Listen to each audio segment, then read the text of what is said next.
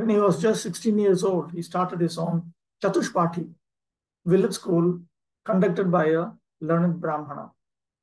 In this school, he would simply explain Krishna even in readings of grammar.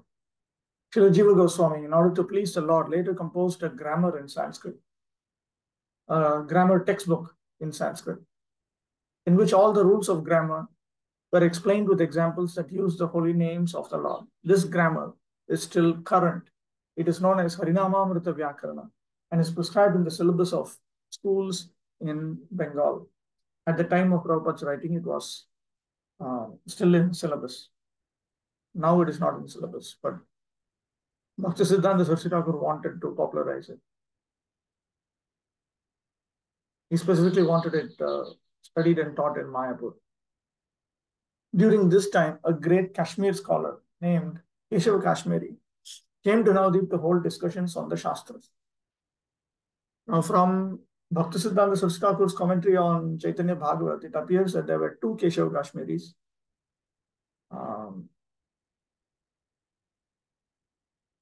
And it appears that there is one very prominent Keshav Kashmiri in the Nimbarka line. And it appears that that Keshav Kashmiri is not this one. The Kashmir Pandit was a champion scholar, and he had traveled to all places of learning in India. Finally, he came to Navadvip to contest the learned Panditas there. The Panditas of Navadvip decided to match Nimai Pandit, Lord Chaitanya, with the Kashmir Pandit, thinking that if Nimai Pandits were defeated, they would have another chance to debate with the scholar.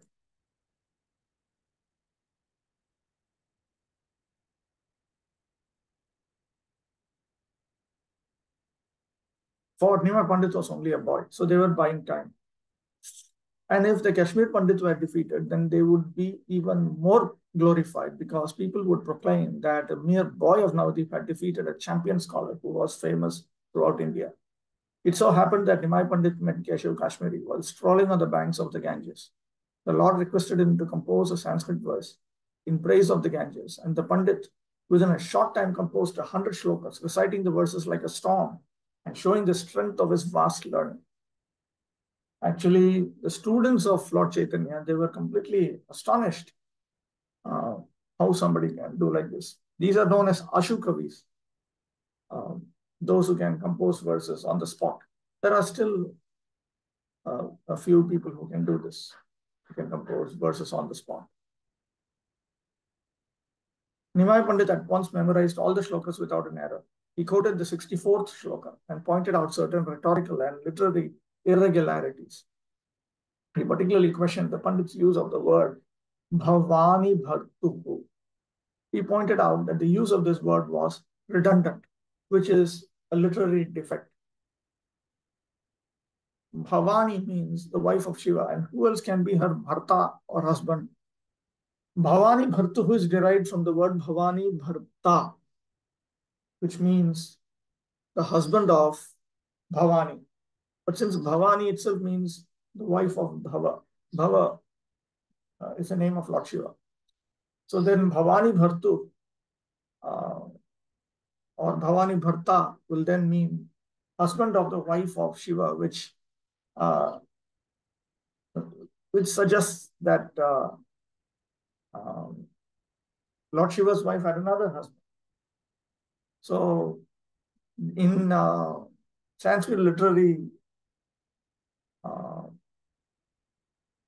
compositions, these kind of ambiguous expressions are considered to be defective. He also pointed out several other discrepancies, and the Kashmir Pandit was struck with wonder. This comes in Chaitanya Charitamrita. He was astonished that a mere student of grammar could point out the literary mistakes of an erudite scholar. Vyakarana or grammar is the first step. After one studies that, then one studies how to write good poetry, how to compose poems, and how to write it with good taste. That is an advanced subject matter. Grammar is preliminary. Although this matter was ended prior to any public meeting, the news spread like wildfire all over Navadvip. Lord Chaitanya Mahaprabhu was very careful in dealing with this Kashmir Pandit. He spoke very respectfully to him. And he also made sure that his students did not make fun of him. That was another thing. Bhaktisiddhanta Saraswati Thakur has remarked that Lord Chaitanya Mahaprabhu demonstrated Manadena principle, Amanina Manadena principle through that. But finally, Keshav Kashmiri was ordered in a dream by Saraswati, the goddess of learning, to submit to the Lord. And thus, the Kashmiri Pandit became a follower of the Lord. The Lord was then married with great pomp and gaiety. And at this time, he began to preach the congregation chanting of the holy name of the Lord at Navadvip. This was his second wedding with Vishnupriya Devi. Yes.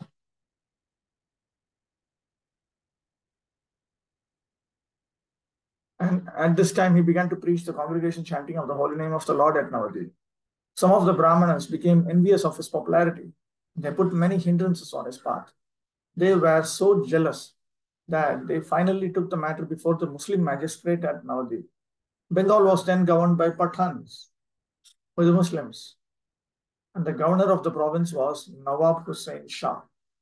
The Muslim magistrate of Navadvip took up the complaints of the Brahmanas seriously, and at first he warned the followers of Nimai Pandit not to chant loudly the name of Hari.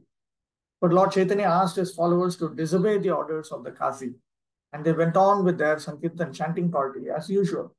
The magistrate then sent constables who interrupted a Sankirtan and broke some of the mridangas or drums. When Nimai Pandit heard of this incident, he organized a party for civil.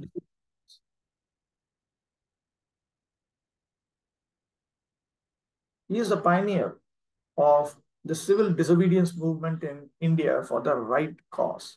He organized a procession of 100,000 men with thousands of mridangas and kartals, hand cymbals. And this procession passed over the roads of Navadvip in defiance of the Qazi, who had issued the order.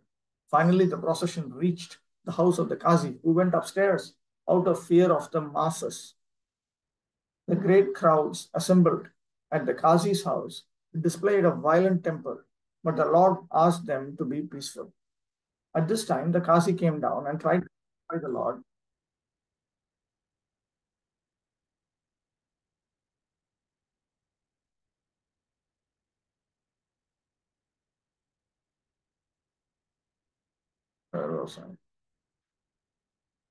The Lord by addressing him as nephew. He pointed out that he referred to Nilambar Chakravarti as uncle, and thus Srimati Shachi Devi, Nimai Pandit's mother, was his cousin sister. He asked the Lord whether his sister's son would be angry at his maternal uncle, and the Lord replied that since the Qazi was his maternal uncle, he should receive his nephew well at his home. In this way, the issue was mitigated, and the two learned scholars began a long discussion on the Quran and Hindu scriptures, Hindu Shastras, sorry. The Lord raised the question of cow killing, and the Qazi properly answered him by referring to the Quran. In turn, the Qazi also questioned the Lord about cow sacrifice in the Vedas. And the Lord replied that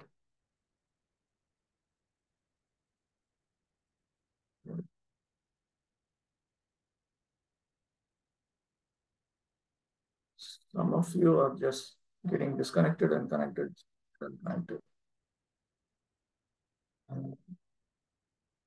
And the Lord replied that such sacrifice, as mentioned in the Vedas, is not actually cow killing.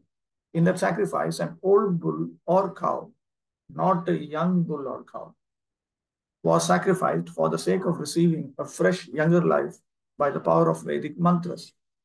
But in the Kali Yuga, such cow sacrifices are forbidden because there are no qualified brahmanas capable of conducting such a sacrifice. Madhvacharya has promoted something known as Pishta Pashu Yaga, in which you use flour, Flour, flour, rice flour, or wheat flour, like that. You use flour made out of grains, shaped them into animals, and he offered that in sacrifice. And he himself conducted one such Pishtapashu Yaga. And he says that this is the proper method of sacrifice. In fact, in Kali Yuga, all yagyas, sacrifices, are forbidden because they are useless attempts by foolish men. Live animals were actually sacrificed, but that was in the past, when the sacrificing authorities, the Brahmanas, had the power to benefit those animals. Those who are not capable of doing that, they should not do these things, and therefore in Kali Yuga it is forbidden. So in Kali Yuga, if anyone wants, he has to do only Pishtapashu Yaga. No. In Kali Yuga, only the Sankirtan Yagya is recommended for all practical purposes. Ultimately, it's the Sankirtan Yagya which will produce a result of Dhyana, Yagya, and Archana, which were the Yuga Dharmas in the past. Speaking in this way, the Lord finally convinced the Kazi, who became the Lord's follower. The Kazi thenceforth declared that no one should hinder the Sankirtan movement, which was started by the Lord, and the Kazi left this order in his will for the sake of progeny. The Kazi's tomb still exists in the area of Navadip, and Hindu pilgrims go there to show their respects. The Kazi's descendants are residents, and they never objected to Sankirtan even during the Hindu-Muslim riot days. This incident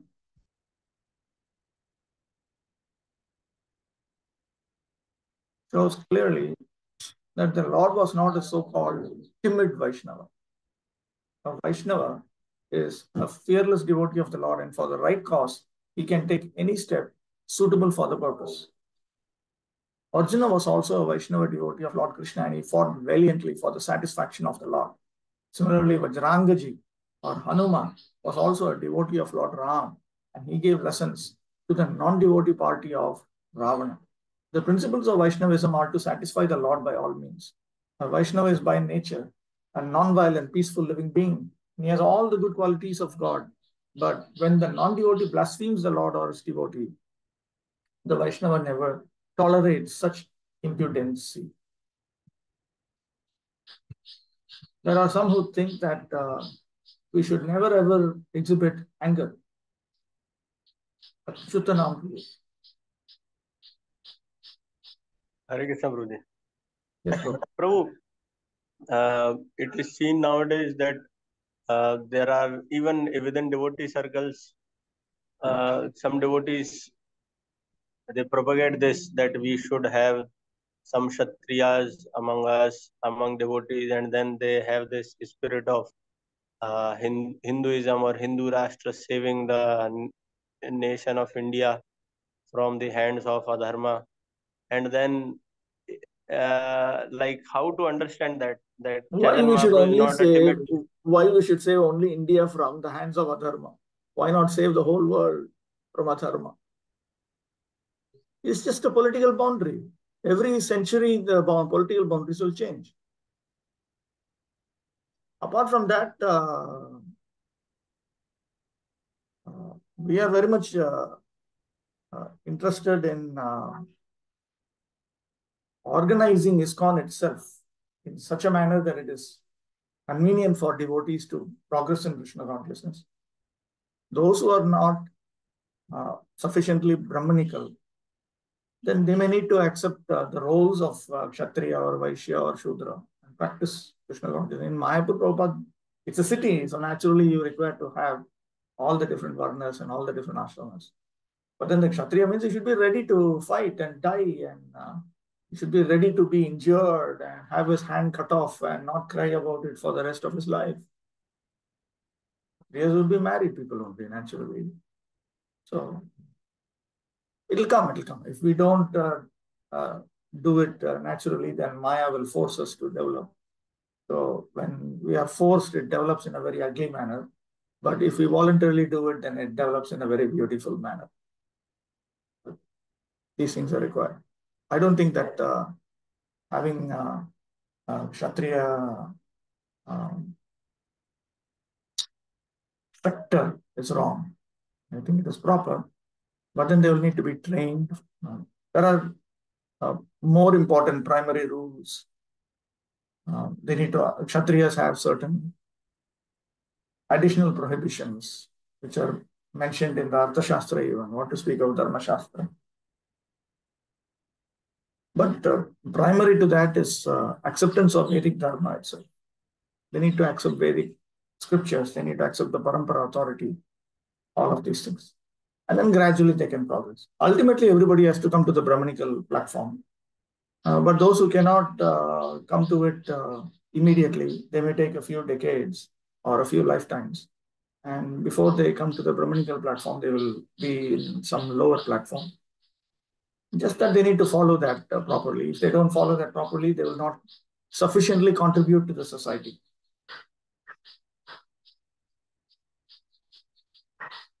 Okay, let's move on. After this incident, the Lord began to preach and propagate his Bhagavata Dharma or Sankirtan movement more vigorously. And whoever stood against this propagation of the Yuga Dharma or duty of the age was properly punished by various types of chastisement. Two Brahmana gentlemen named Chapala and Gopal, who also happened to be maternal uncles of the Lord, were inflicted with leprosy by way of chastisement. And later, when they were repentant, they were accepted by the Lord. In the course of his preaching work, he used to send daily all his followers, including Srila Nityananda Prabhu and Thakur Haridas, two chief whips of his party, from door to door to preach the Srimad Bhagavatam. All of Navadip was surcharged with the Sankirtan movement, and his headquarters were situated at the house of Srivas Thakur and Sri Advaita Prabhu, two of his chief householder disciples. This is Advaita Acharya's house in Navadip, in Mayapur. I was saying something about anger. What did I say about anger? You said generally no one should get anger. Sorry? You said something, no one should get anger in any circumstances. No one should become angry. Why? In the following paragraph. Actually, you're telling that in ISKCON also there is some conception about this, that no one should be angry in any circumstances. And then one question was asked, then you were interrupted kind of, and then you stopped. I don't know what. No. It has the Brahmanical status. If the Brahmanical status is too much, then one has to accept a lower level and then work his way up. Brahmanas are not supposed to become like Chaitanya Mahaprabhu himself. He never, like the Sikhs, he never organized some paramilitary force to fight and kill and all these things. He didn't do all this. It's purely Brahmanical. Brahmana's anger is only in speech. He will not do anything. He'll simply shout and scream. That's the maximum he will do. But Kshatriyas, when they get angry, they just take a weapon and just attack you.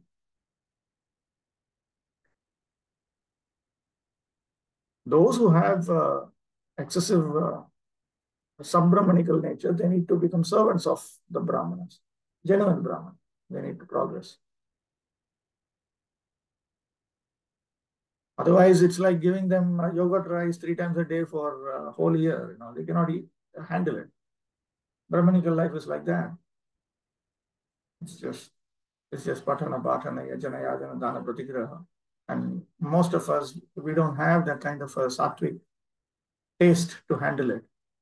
That kind of a routine life with no adventure, no unpredictable risks. It's just too much. You may accept it out of sentiment for a few months or a few years. Then you hit reality. And usually we go to the other extreme. So at that time, we require others to protect us and save us from ourselves.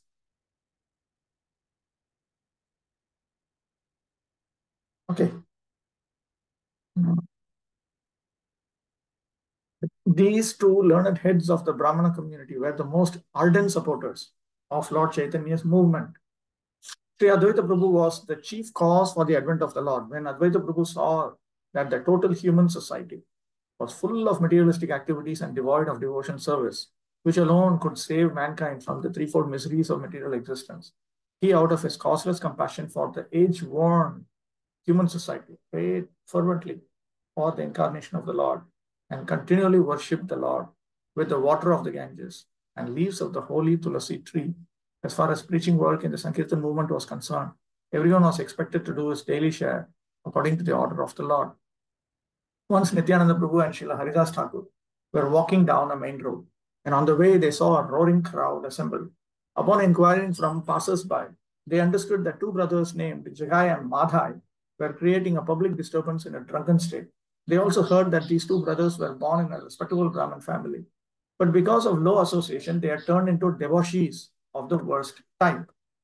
They were not only drunkards, but also meat-eaters, woman hunters, dacoits, and sinners of all description. Nityananda Prabhu heard all of these stories and decided that these two fallen souls must be the first to be delivered. If they were delivered from their sinful life, then the good name of Lord Chaitanya would be even still more glorified. So from this, it is very clear that Lord Chaitanya Mahaprabhu and his associates, they did not consider varnas according to birth. Because if that had been the situation, then they would have dealt with Jagai Madhai very respectably as if they were Brahmanas. They were never considered to be Brahmins. They considered to be criminals only, that's all. Terrorist criminals.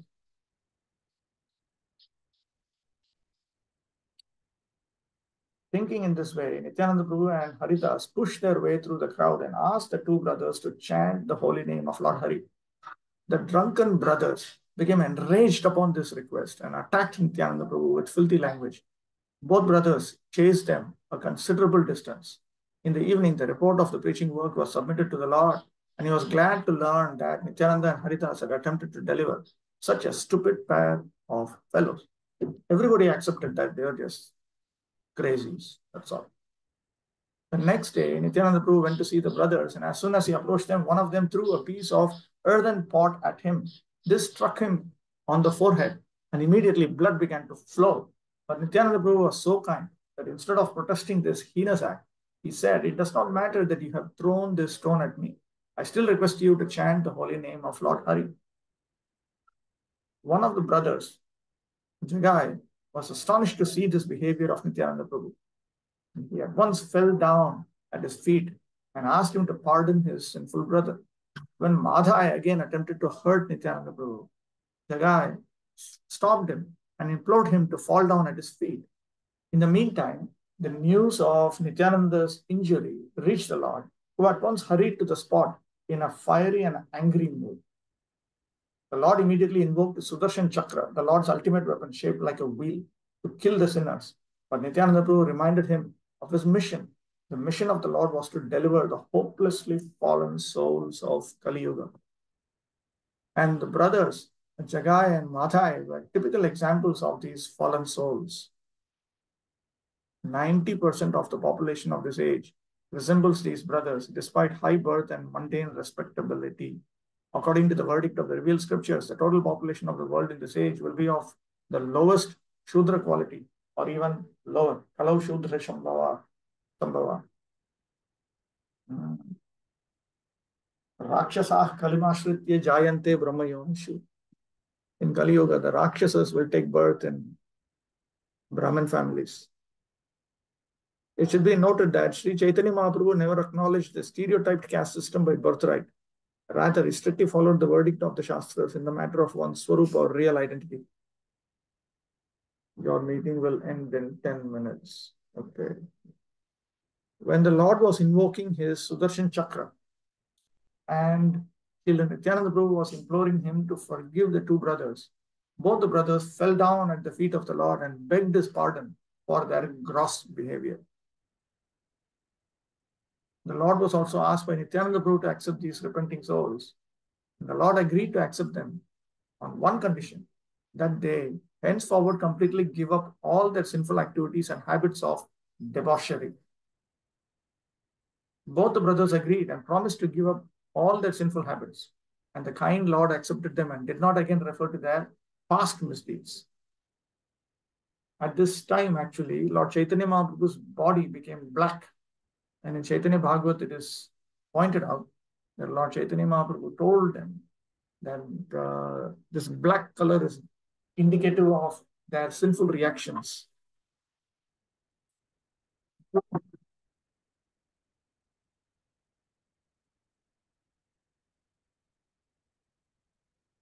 Now there is an idea that, and Prabhupada also points out that if a spiritual master accepts a disciple, then he has to accept sinful reactions. And I have seen, I'm not able to trace it, but Prabhupada refers to this incident of Lord Chaitanya. His body became black as an indicator of it. There's an idea that at the time of initiation, all the sinful reactions go to Lord Krishna himself. The Vaishnava Guru does not suffer even a little bit. And that all the sufferings of the Vaishnava Guru are caused by later sinful reactions. Reactions to sinful activities the disciple commits later on. But it is not exactly like that. Otherwise, then why would the Lord's body become black? He actually accepted their previous sinful reaction, the reactions to their previous sinful activity. And there is no there's no logic to say that the reactions to previous sins they go directly to Krishna without affecting the Guru, and that the reactions to the later sins, they are the ones which the Guru has to suffer. Why can't they also go to Krishna directly? If he was a transparent via media even before, and therefore all the sinful reactions went to Krishna, then even later on also the same thing would be there. So it is not a proper understanding. Prabhupada also said that when his body was very frail in 1977, he told Srila Jayapataka Maharaj that the reason I got this is because I have accepted unqualified disciples. So just by accepting, you get that. Just by accepting, you get that. Sinful reactions of a disciple goes to the Guru. Sinful reactions of a wife goes to husband. Sinful reactions of the ministers go to the king. Sanatana Goswami, Hari Bhakti Vilas. This is the specific kindness of Lord Chaitanya. In this age, no one can say that he is free from sin. It is impossible for anyone to say this. But Lord Chaitanya accepts all kinds of sinful persons on the one condition that they promise not to indulge in sinful habits after being spiritually initiated by the bona fide spiritual master. Now, for this to happen, that we don't commit any sinful activities, forbidden activities throughout our life, we need to, for the vast majority of us, we need to organize our lives in such a manner that the mind and body are sufficiently peaceful. If we are too much distracted by the external world, and that too the external world of sinful people, then then it makes it more difficult. It makes it more difficult. Prabhupada, during his preaching time, he did not have radios, televisions, all that in the temples, because it's just unnecessarily inviting trouble. We should also do whatever is needed to protect ourselves from external influences. And nowadays, external influences, the internet, all kinds of things. So we should be careful about all this. There are a number of, okay, there's a question. If Brahmanas are Rakshasas in Kali Yuga, then what about others? Who are they? No, it's not that Brahmanas are, it's not that all Brahmanas are Rakshasas. It just says the Rakshasas are born in Brahman families in Kali Yuga. What about others? What are they? Well, they would be lower than Rakshasas also. There are all kinds. Rakshasas is quite elevated actually. The universal species. There are a number of instructive points to be observed in this incident of the two brothers. In this Kali Yuga, practically all people are of the quality of Jagai and Madhai. If they want to be relieved from the reactions of their misdeeds, they must take shelter of Lord Chaitanya Mahaprabhu, and after spiritual initiation, thus refrain from those things which are prohibited in the Shastras. The prohibitory rules are dealt with in the Lord's teachings to Srila Rupa Goswami. So after initiation, we should keep away from anything which is forbidden. During his householder life, the Lord did not display many of the miracles which are generally expected from such personalities But he did once perform a wonderful miracle in the house of Srinivas Thakur while Sankirtan was in full swing. Srinivas Thakur is the same as Srivas Thakur. Nivas and Vas are synonyms. He asked the devotees what they wanted to eat, and when he was informed that they wanted to eat mangoes, he asked for a seed of a mango, although this fruit was out of season. When the seed was brought to him, he sowed it in the yard of Srinivas, and at once a creeper began to grow out of the seed. Within no time, this creeper became a full-grown mango tree, heavy with more ripened fruits than the devotees could eat.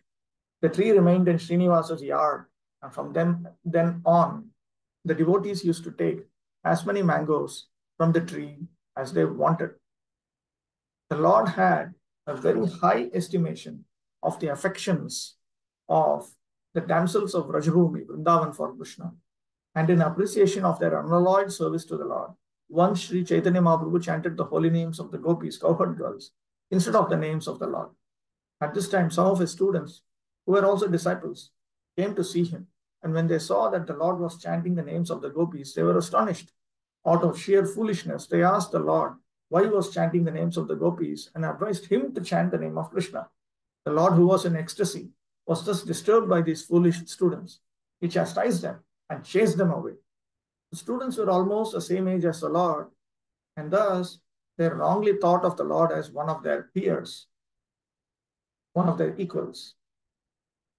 They held a meeting and resolved that they would attack the Lord if he dared to punish them again in such a manner.